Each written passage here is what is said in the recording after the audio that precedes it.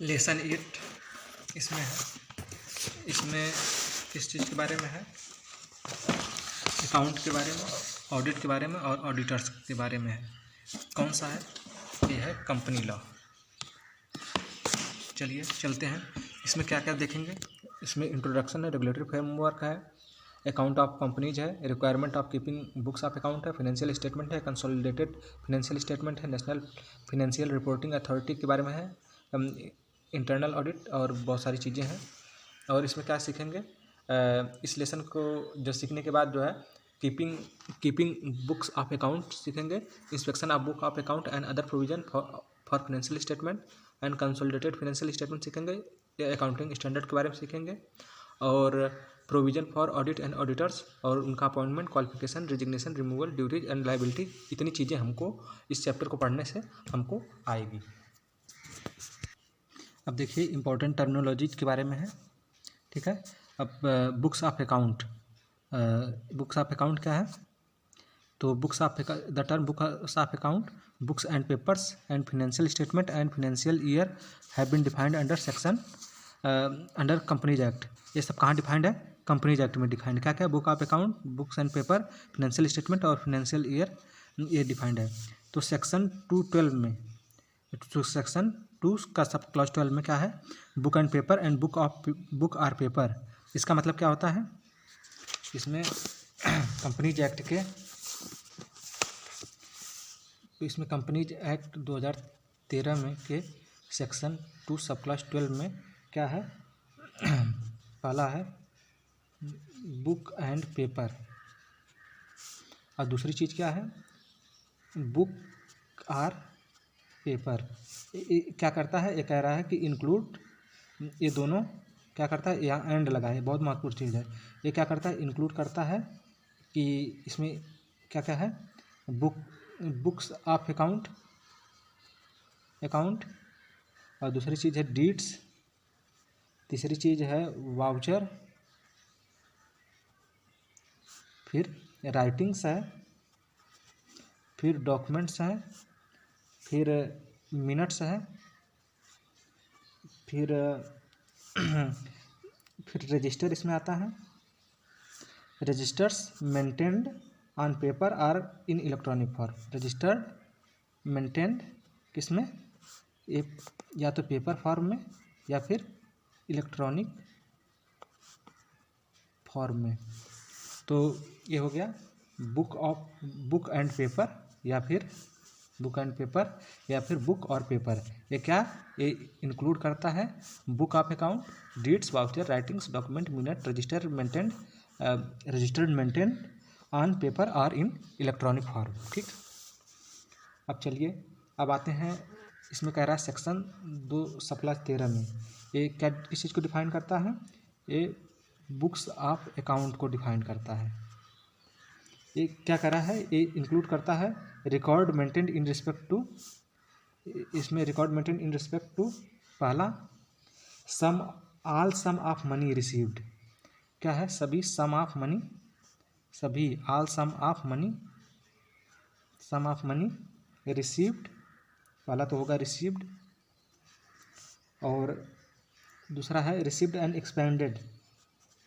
Expanded by a company and matters in relation to which the received and expenditure take place. और क्या है? क्या होता है? पहला है ऑल सम ऑफ मनी या रिसीव्ड, जो सभी ऑल सम ऑफ मनी क्या है? या तो ये रिसीव्ड है या एक्सपेंडेड किसके द्वारा? कंपनी के द्वारा, by company, and matters in relation to which the receipt and expenditure, जो रिसिप्ट है और receipt plus expenditure it takes place. दूसरा क्या है? सभी sales plus purchase of goods, sales purchase of goods और सर्विसेज किसके द्वारा? बाय कंपनी के द्वारा, ठीक है। और सभी एसेट और लायबिलिटी लाइबिलिटीज किसकी, कंपनी की, ठीक है। और चौथा चीज़ क्या आता है, the item of cost as may be prescribed under section 4, cost of item, the items of cost as may be prescribed in section 148 in the case of company which belong to any class of company, ये किसी से belong करता है, any class of company, ठीक है। Section 240 इस act का क्या है, financial statement in relation to company, किससे डील करता है, फिनेंशियल रिलेशन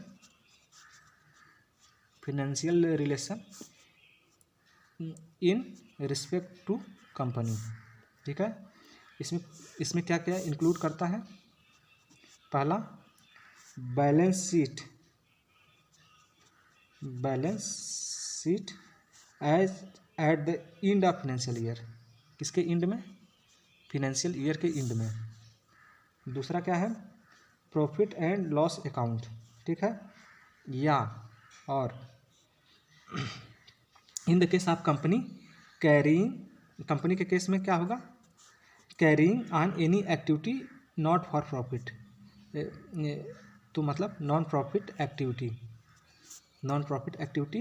और an income and expenditure of account, income वाला इनकम प्लस एक्सपेंडिचर, किस चीज़ का, expenditure account for financial year के लिए। तीसरी चीज़ क्या है, cash flow statement for the financial year के लिए। और चौथा क्या है, statement of changes in equity,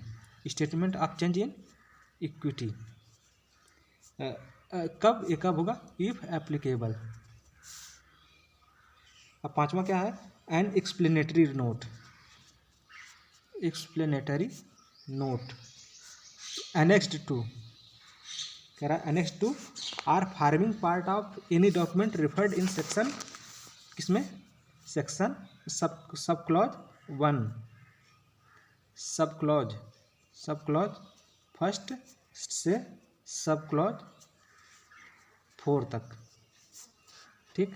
अब सेक्शन 241 के अनुसार फाइनेंशियल ईयर क्या है, in relation to any company, किसके रिलेशन में, या कंपनी या बॉडी कॉर्पोरेट के रिस्पेक्ट में। इसका मतलब होता है पीरियड इंडिंग ऑन, जो पीरियड है इंड कब हो रहा है, इंड हो रहा है 31st डे, किसको, मार्च में।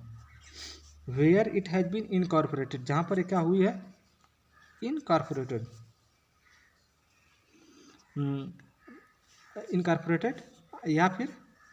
या फिर फर्स्ट डे किसकी, जनवरी ऑफ द ईयर, ठीक है। The period ending on 31st day of March of the following year in respect whereof financial statement of company और body corporate is made up. तो कहाँ पे बनता है, जब ये 31st मार्च को जब ये मंथ इंड होता है तब इसका फाइनेंशियल स्टेटमेंट बनता है। चलिए अब आगे पढ़ रहे थे कि एक एप्लीकेशन जो है, एन एप्लीकेशन क्या होगा, may be made by a company, किसके द्वारा मेड होगा, कंपनी के द्वारा या फिर बॉडी कॉर्पोरेट के द्वारा। Which is a holding company, या तो होल्डिंग कंपनी है या फिर सब्सिडियरी कंपनी, या फिर एसोसिएट कंपनी, या फिर of a company incorporated outside India. ये इनकॉर्पोरेटेड कहाँ हुई है, आउटसाइड इंडिया।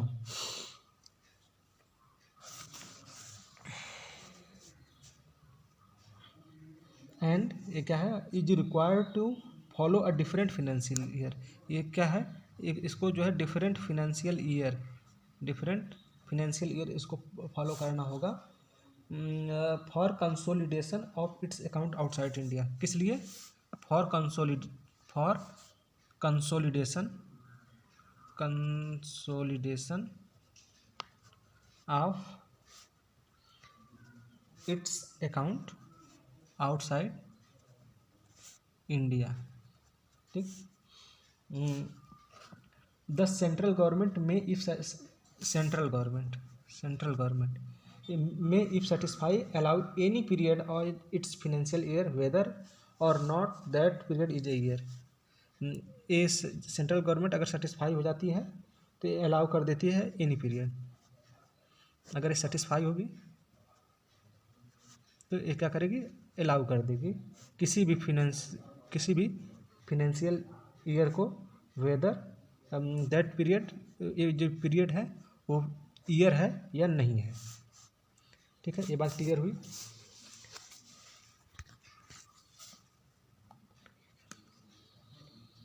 एनी एप्लीकेशन, कोई भी एप्लीकेशन है वो पेंडिंग बिफोर ट्रिब्यूनल, वो जो ट्रिब्यूनल है, ट्रिब्यूनल के पहले क्या है, पेंडिंग है as on the date of commencement of companies amendment act. ये जो कंपनीज अमेंडमेंट एक्ट है, अमेंडमेंट एक्ट कितना है, 2019 वाला जो कंपनीज अमेंडमेंट एक्ट है, ये क्या होगा, shall be disposed bye tribunal. Tribunal के द्वारा क्या होगा, डिस्पोज्ड हो जाएगा, ट्रिब्यूनल के द्वारा डिस्पोज कर दिया जाएगा in accordance with the provision applicable to before such commencement. ठीक है, प्रोवाइडेड आल्सो दैट कंपनी या फिर body corporate existing on commencement of this act shall within a period of कितना 2 years from such commencement date align its financial year as per the provision of this clause. ठीक, कह रहा है कि provided also that company या फिर body corporate existing on the commencement of this act, exist कब करता है, जब इस एक्ट का कमेंसमेंट हुआ था, shall within a period of 2 years, within a period of 2 years, ये क्या होगा, from such commencement align its financial year को क्या करता है, अलाइन कर देता है as per the provision of this clause. ये जो क्लाज है उस क्लाज का जो प्रोविजन है, ये एक बात होगी। ठीक है, अब यहाँ तक, अब इसके बाद जो है हम रिक्वायरमेंट पढ़ेंगे।